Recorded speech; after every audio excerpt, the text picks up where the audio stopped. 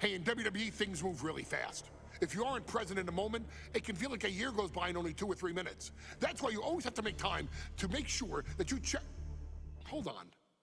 Did I just hear myself say 3 minutes? Stop.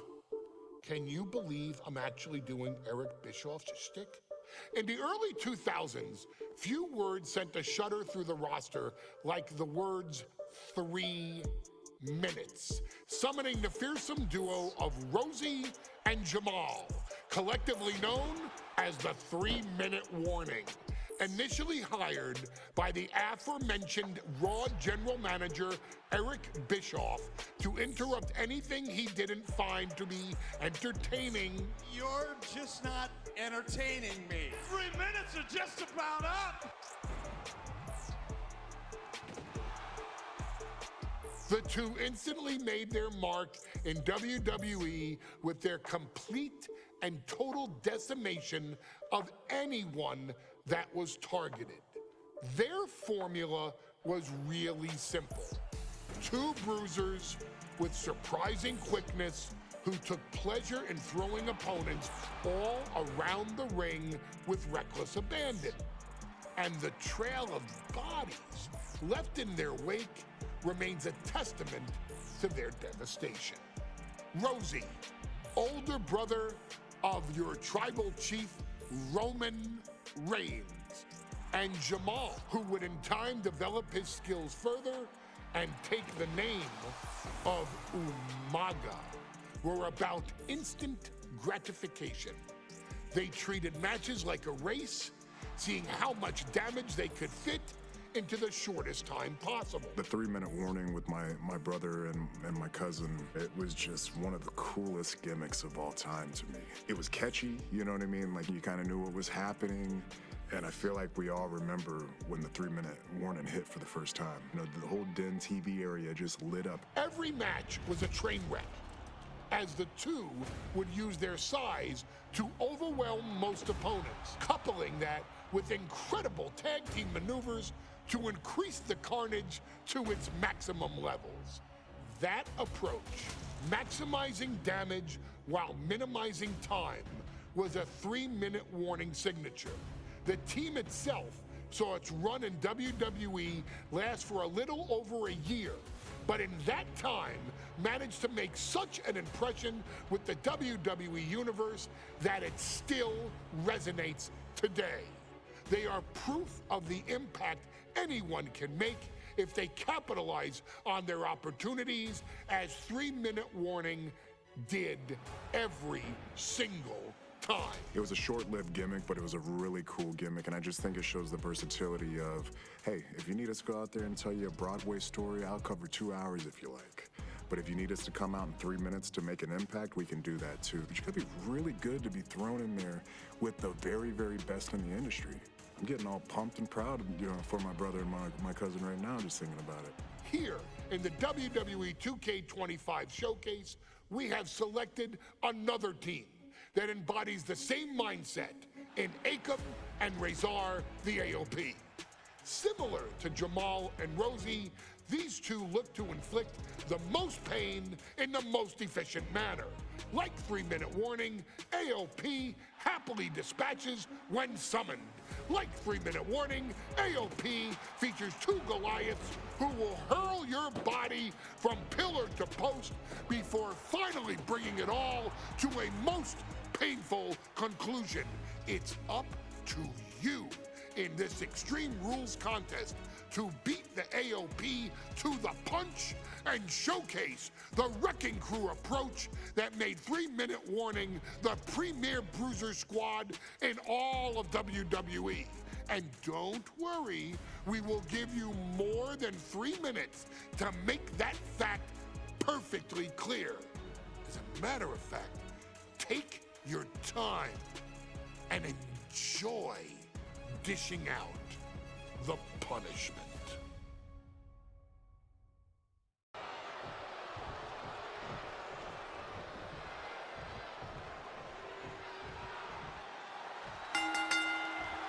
Here we go with AOP and 3-minute warning going head-to-head. This is an Extreme Rules match, and it's a good thing it is, because neither one of these teams likes to play by the rules or limit their aggressive tendencies. There is nothing on the minds of these men except dealing as much damage to one another as possible. Both 3-minute warning and the AOP excel at brutalizing their opponents and inflicting massive amounts of pain. But only one of them can be the best at it. We can safely predict that this is going to be an exceptionally gruesome and painful match to watch.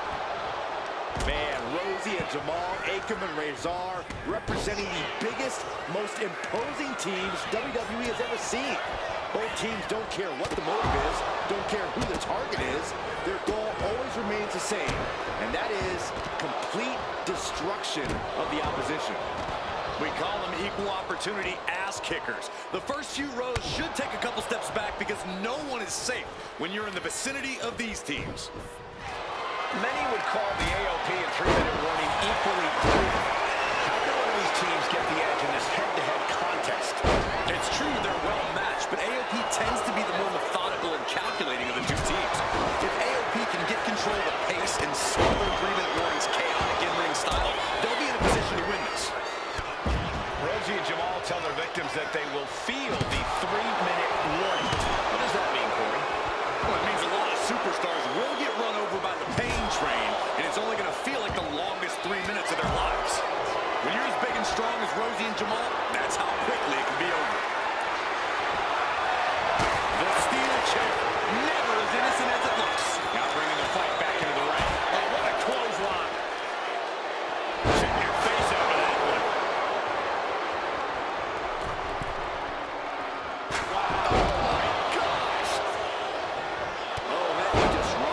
Despite his toughness, Jamal actually looked pretty bothered by that one. Yeah, that can be a building block for Akam to build upon. He is looking to do some serious harm. Watching the hardcore style of 3-minute warning. Both of these men are from the hood, so to speak. Grew up in the streets, brought up to be tough. Rosie and Jamal have a real tenacity. A duo that couldn't care less about headlocks. They're just all about beating the hell out of you. 3-minute warning's thug-like tactics need to be respected. Rosie and Jamal only care about one thing, and that's the winner's purse. Looking like John Henry swinging the hammer like that. Razor sensed that was coming. So much disdain with each of these shots. Something about this is starting to feel way more personal. Ooh, man. Pow, what a shot. And he heads back into the ring. Uh-oh, full Nelson. Versus T.O. Just look at the size of all these superstars. The ring had to be reinforced before this match. Over 1,300 combined pounds colliding. These men are so big and so thick, it's a challenge to wrap your arms around them. It's really just best to find weapons and whack away. Yeah, and there's plenty of weapons to choose from tonight. A big kick to the gut, the clubbing forearm.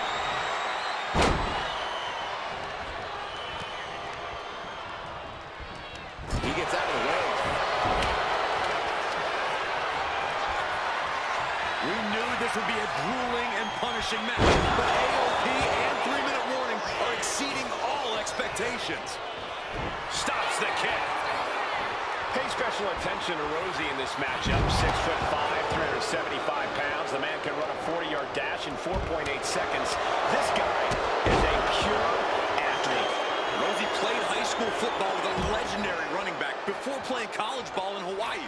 Imagine being pancaked by the force Rosie brings. Oh my God, what a kick. AOP just fell to their demise. Oh, what a back body drop. Tossed back into the ring. And he's gone with the ladder, which is a risky choice. The table's being set on fire. He gets back into the ring. As an answer for Akam. Good Lord, what a shot. Someone's got to get control of this thing.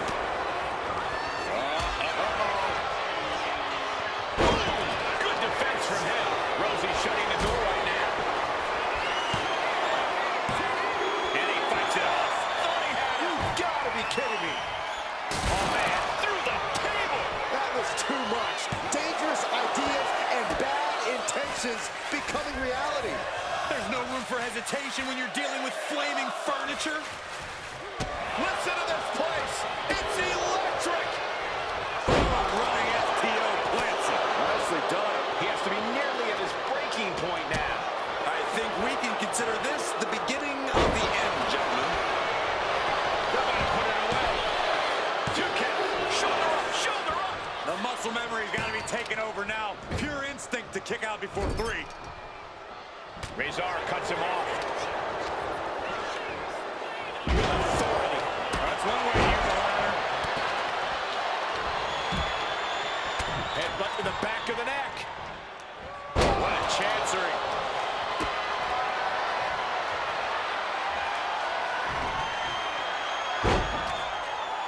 Big blow could be felt throughout the arena. Ooh, what a damaging blow. Steered away there. Wicked clothesline. Looking to tee off with that kendo stick. Best to get out of his way. Stiff shot to the head here. He looks like he's got a bullseye on his head now. Taking a moment to get pumped off of this crowd's incredible energy. What a headbutt. Delivering nasty stomps. Hoisted up high here. Running power slam. And right into the cover. Might end this. Oh my Lord, how in the world does he still go? What an incredible match we are witnessing. His body is dealing with a lot of stress here. Yeah, Extreme Rules matches. Taking flight. Splash. 3-minute warning might just be done messing around. 2.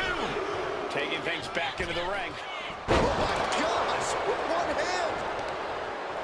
No surprise that what we're witnessing is trending. Forget trending on social media. The motion in the arena is charting on the Richter scale. Akam with a rough blow there. Looking for something big here. He's out of the ring. What does he have in mind now? He wants it one more time. I think we need to find something else to put on trash can around the ring, because I guarantee that can is going to get all bent out of shape. Shoulders down. Does he have it?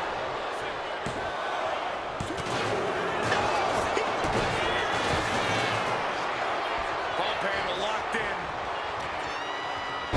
Death Valley driver. AOP might have just passed their final testament. All the way up. Sidewalk slam delivered. What a headbutt. He's climbing the turnbuckles to the top. From the top. Taking the fight to nothing. He's headed out to the ringside area. Crashing down. And they were just sent flying on that one. And that is a bad man with a hammer in hand. And he gets sent back into the ring. Oh, nothing fancy here. Instant victory. Backed up. Rosie and Jamal survive Extreme Rules. Here are your winners, Rosie and Jamal. 3-minute warning.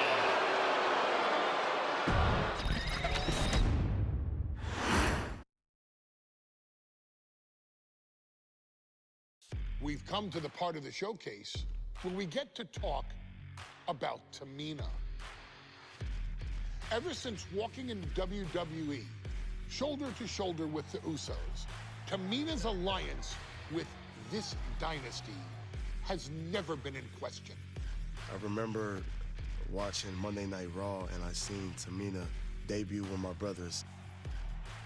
It was a pretty cool, dynamic, right? Two of my brothers and Tamina.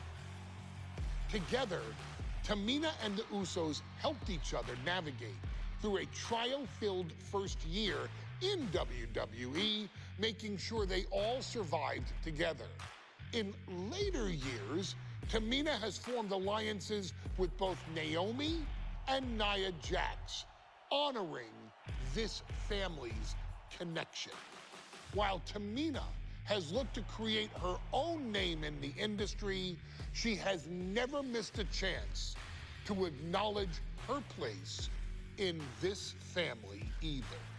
Trained by Afa and Sika, the wild Samoans, Tamina was instilled with the same instincts that have carried each member of this family to wrestling glory.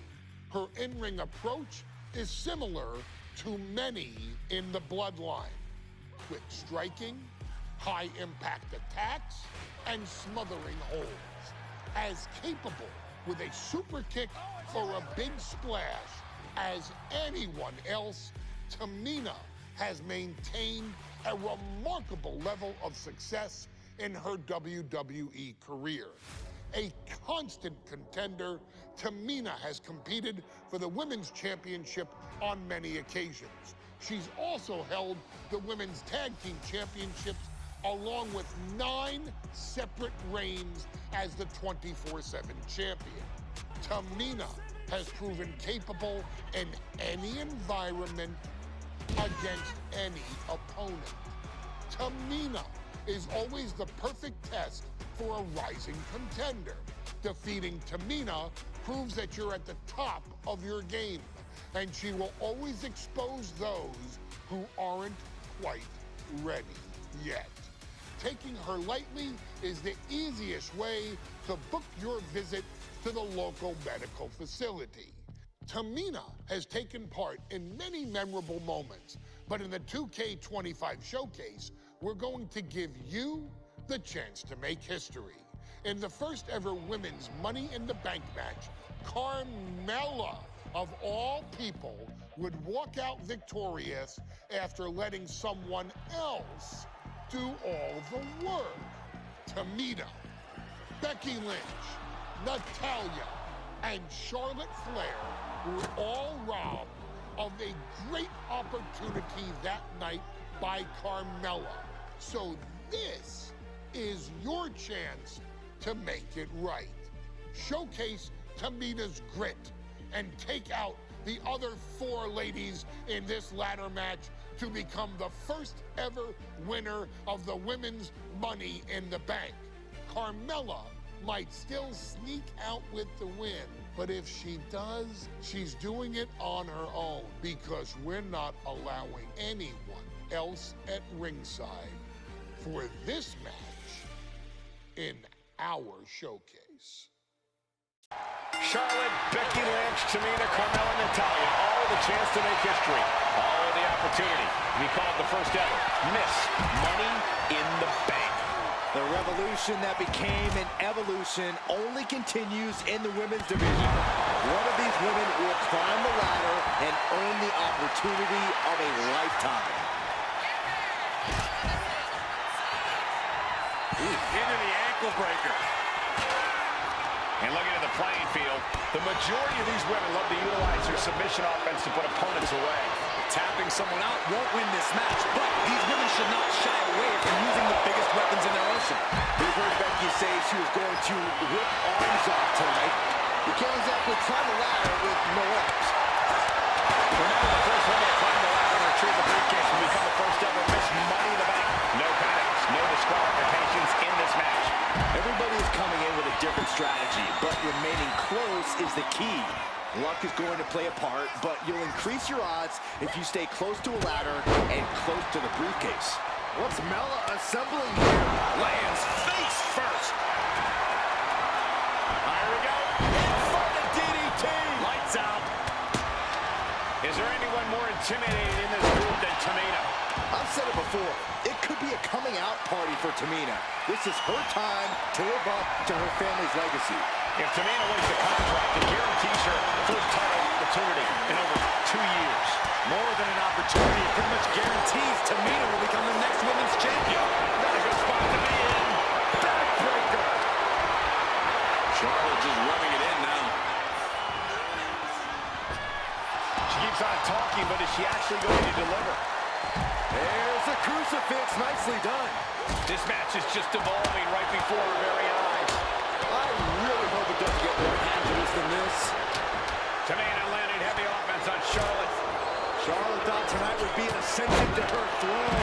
Tamina's here to ruin that dream. A contract that can change lives hanging above the ring. Probably the most profitable opportunity in our sport. 15 out of 17 superstars have successfully cashed in the Money in the Bank contract. A surprise cash-in has only failed once, and the other failed cash-in was awarded to a week in advance. You're almost certain to become the next SmackDown Women's Champion if you grab the contract tonight. Oh, I think the ring just moved. Climbing up, but is there enough time to go for the win? Trying to reach it, trying to win. Is this the right time? Is this the career-making moment? There goes all our notes and monitors. This table's about to serve a very different purpose. Rapid fire rights over and over. No safe haven in this match. These ladders can be your best friend or your worst enemy. There's no allies in this match. It's everyone for herself. There is no room for friends when history's being made. Not when you can go down in the record books as the first Miss Money in the Bank. Oh, man. Kicks right into the midsection. Opponent dropped in the corner. Unloading. You can feel the resentment building with each stop there. Tamina not caring that Becky's a fan favorite. The crowd's adulation is meaningless. All that matters is the contract suspended above the ring. Tamina can show so much dominance in this match. 3 second-generation superstars competing in this match. Carmella, Charlotte, and Tamina. And Natalya, of course, a third-generation superstar. Women grow for these kind of moments. Any of these women will add a significant chapter to her legacy if she can become the first Miss Money in the Bank.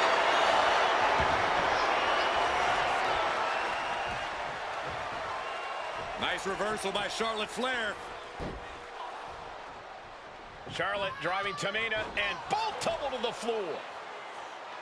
Both women crashing down hard. The Queen, Charlotte Flair, the first to her feet, surveying the situation. Oh, my.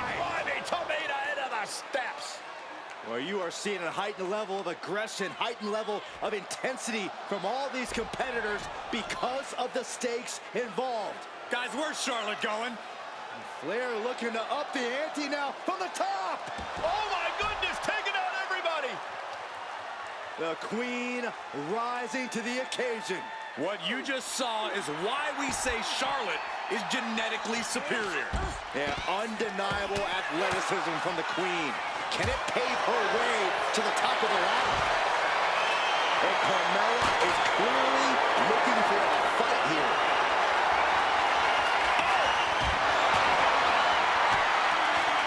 Oh, look at the mounted thrashing. Getting ugly in there. Out of control. Tamina's absolutely wrecking shop on Natalya, making sure the veteran won't have the strength to climb a ladder at all. Uh-oh, has to fight it from the top. And taking a high-risk move after high-risk move at a breakneck pace.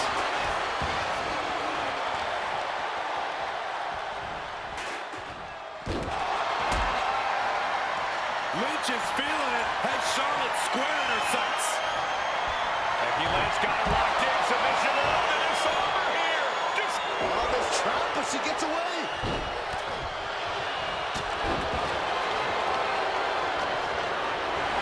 Being set up in the corner for something. she counters it. Flair thrown hard to the outside. And now headed to the outside. She's creating a very dangerous situation here. That's what ladders are for. Trying to put the ladder in the middle of the ring. This is where you want it. Right place. Is this the right time? She's grabbing at the prize now. It's going to take some time, but you got to just keep going. Natalya trying to reach out for the contract. Well, the history books add a heart name once more. Money in the Bank briefcase still hanging high. This is what it's all about. The opportunity of a lifetime.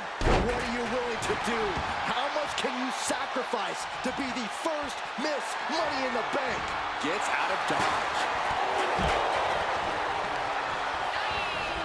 Sent out of the ring the hard way. Big boot. She's getting that ladder exactly where she initial step. Boom! And a big boot.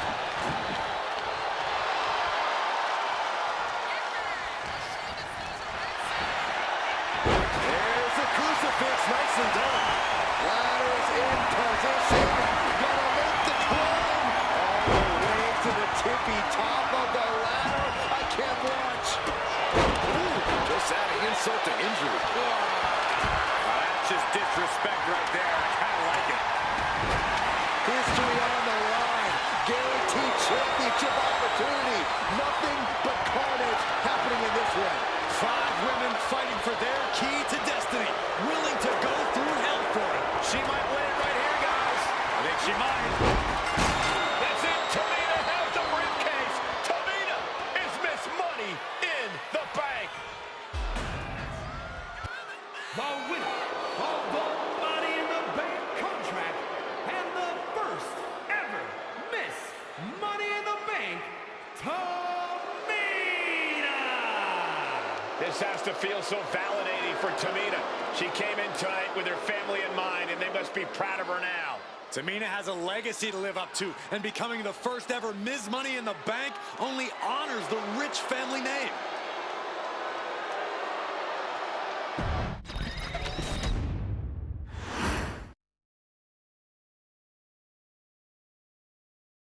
Any member of this family that enters the professional wrestling business knows about the expectations that are gonna be on their back. They know about the prestige that their very name carries. They know that those who came before them have accomplished so much. Bearing the weight of those legacies can prove to be way too much for almost anyone. But that was never the case for Jimmy and Jey Uso. Jimmy and Jey Uso looked to be stars from the very start, constantly evolving their look, style, and offense as they progressed in their careers. Face paint and war dances would fade away, and the two would embrace the day one-ish mentality, looking to punish opponents and send them to the Uso Penitentiary. The Usos are 8-time WWE Tag Team Champions. The Usos have main evented WrestleMania after initially fighting for a mere spot on the card. The Usos were the premier team of the 2010s. The Usos are the greatest team of all time. Jimmy and Jey are poetry in motion, each knowing what the other is looking to do next, each using every bit of savvy they gained growing up in professional wrestling to keep their edge. And sure, in recent years, it's been difficult between the two. Jimmy did cost Jey his match at SummerSlam against your tribal chief, Roman Reigns. After months of the anger building between the two, Jimmy and Jey ended up as the first two entrants in the 2024 Royal Rumble match, bringing things to a head.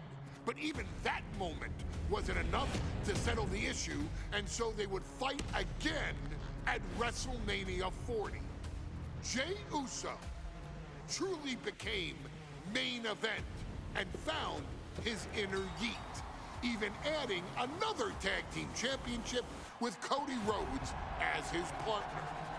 As your wise man eventually would suffer as well, Jimmy found himself betrayed by Solo Sikoa and unceremoniously dumped out of Solo's version of the Bloodline.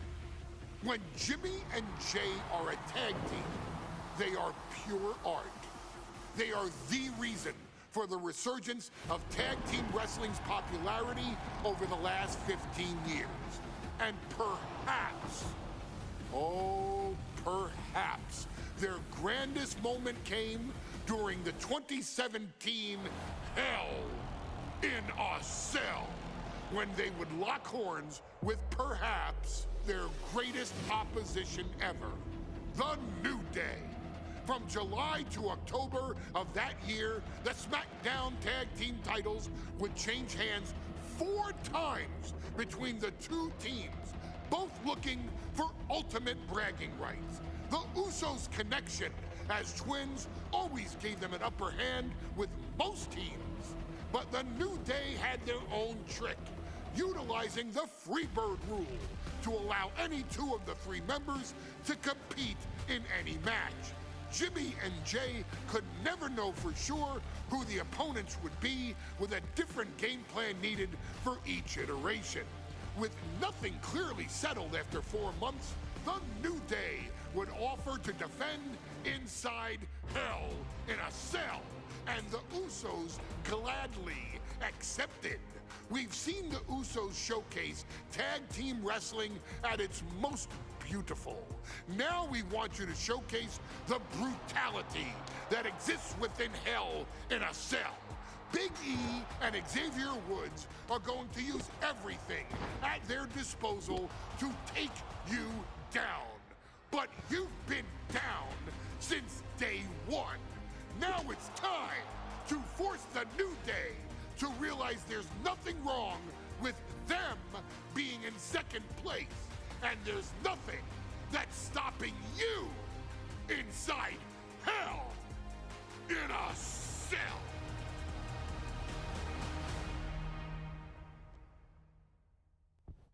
There you see what it's all about. Tag Team Gold.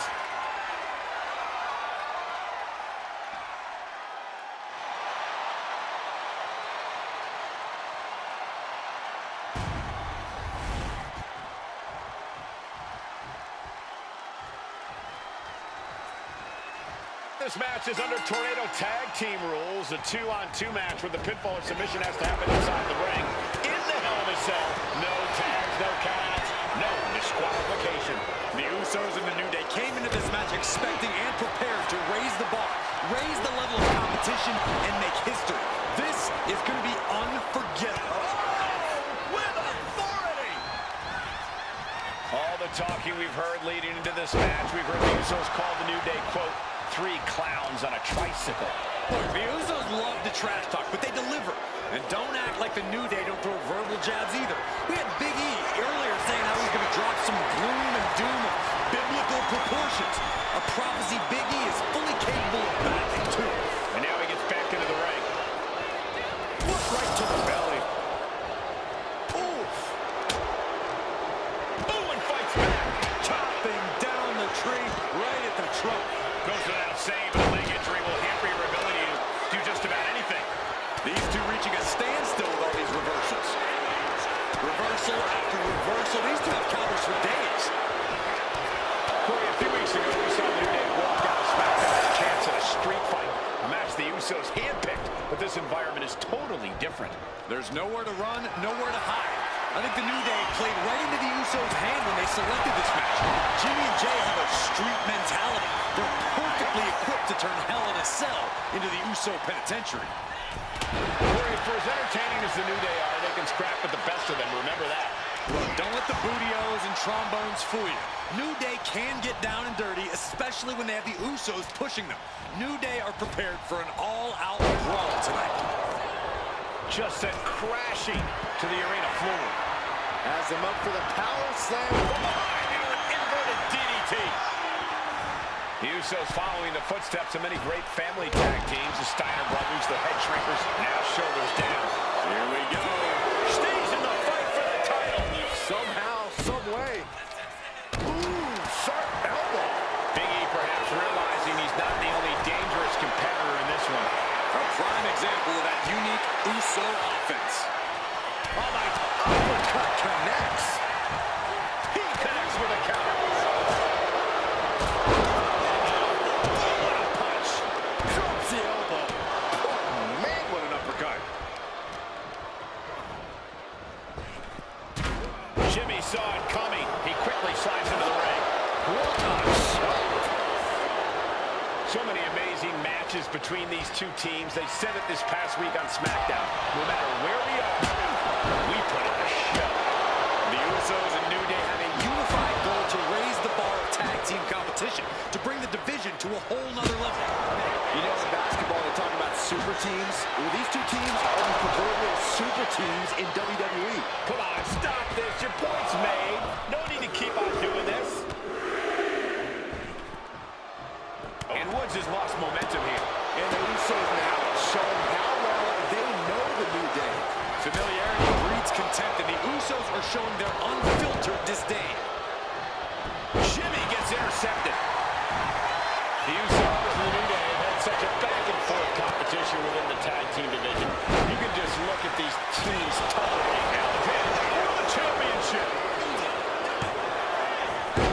Emphatic kick out from the champion. I didn't think we'd see a kick out there. Ooh, walloped by a huge club. Back in the ring. Over the top and lands awkwardly outside. Moving out from the ring closer to those towering walls of the cell. Oh, what an uppercut. So impactful.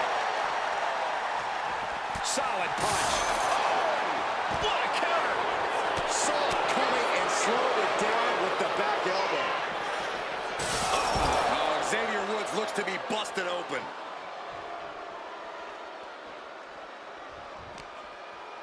Unloading with an uppercut. New Day refer to this as their power lineup, but having Big E involved in there with Xavier Woods. Big E, the obvious powerhouse of the group. Woods has that blend of speed and power, making him the most well-rounded superstar for New Day. What's interesting, though, is this is the lineup that lost to the Usos at SummerSlam.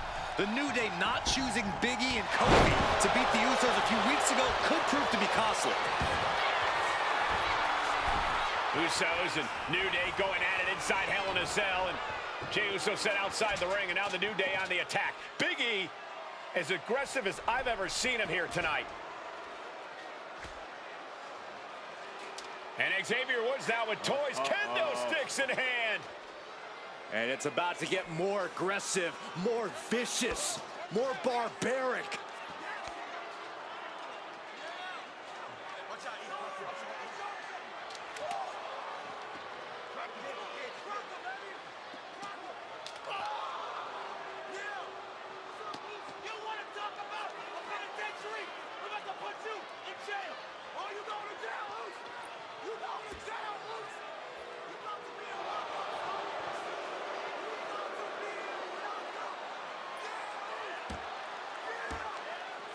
I've never seen this vicious of a side from the New Day. It's what Hell in a Cell does to you.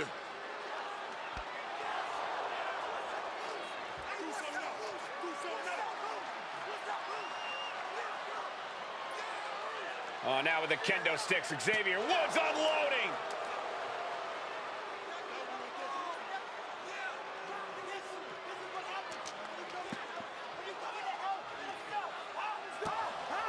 Well, you're saying it, Byron. Hell in a Cell makes you do some awful things. Just attempting to survive, attempting to win. Do whatever you want, punish however you want. Right now, that seems to be the mission statement of the New Day in order to retain the SmackDown Tag Team titles. And that's what it's about, proving you're the best in one of the most insane environments in WWE today. The New Day have just changed the whole complexion of this match. I don't know if I've seen New Day go to these lengths before. Well, no time to be a jovial bunch when you're in a cell, Michael. Tonight, it's not about entertaining. It's about putting your sworn enemy to rest for good. Talking to Xavier, he told me the one thing the Usos have taught us is that we have to embrace a more lawless culture here in WWE. A more lawless culture in this rivalry. And that could be the reason the New Day chose to have this match in the Hell in a Cell. It's been such a chaotic rivalry. Therefore, only this kind of lawless match could finally put an end to it for good. Oh, low tackle. Oh, he flips that around. This is just turning into a savage display of violence. An unprotected shot to the head. Those can add up. Swing on sight and don't stop swinging until it's over. The Usos being relentless in their punishment. The Usos and the New Day have been trading title reigns for the majority of the year now. This, the contractual rematch for the Usos. If they lose, the Usos won't get another opportunity for the titles as long as the New Day are champs.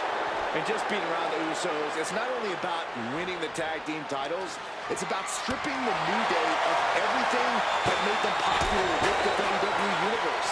It's about making sure the New Day never competes again. It's never been just about the title, Saxton. It's about these two teams wanting to claim supremacy for themselves. Sliding back in under the ropes here. Absolutely no telling what's underneath the ring tonight.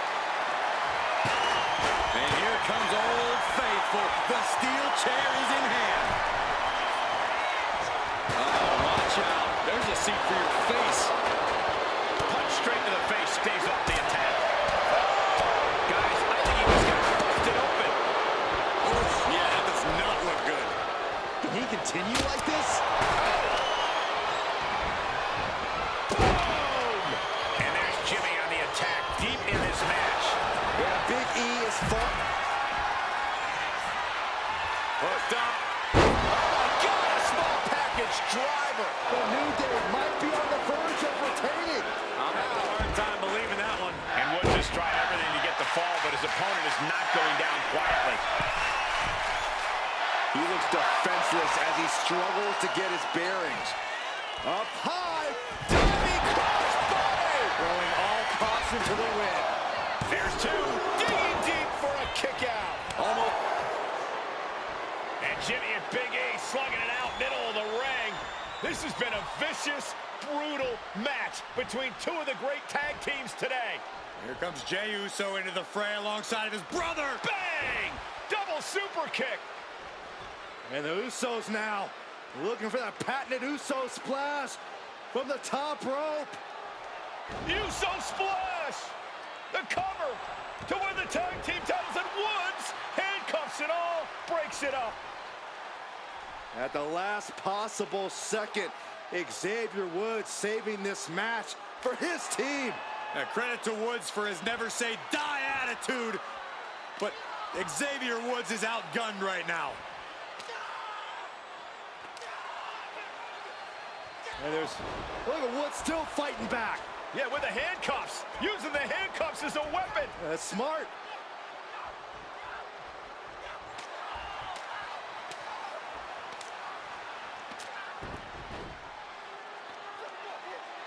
And Woods now down. And trying to still fight back. What heart from Xavier Woods. That Hart may not have much more fight left. Jimmy and Jey back up to the top one more time. Uso splash in stereo.